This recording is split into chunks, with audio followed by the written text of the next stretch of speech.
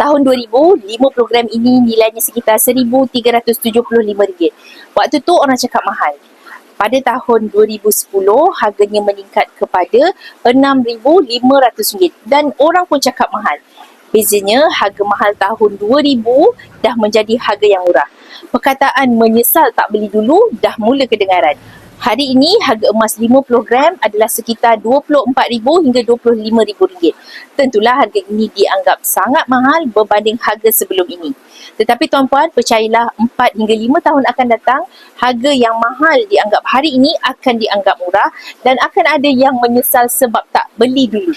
5 program ini boleh dibeli melalui 3 cara di Public Gold. Pertama, belian terus secara bayaran penuh mengikut harga semasa. Yang kedua, tuan-puan ada pilihan untuk buat bayaran berkala sebanyak 6 ataupun 10 kali bayar. Yang ketiga, yang paling digemari oleh ramai orang adalah melalui kumpul emas sikit-sikit dalam akaun Gap.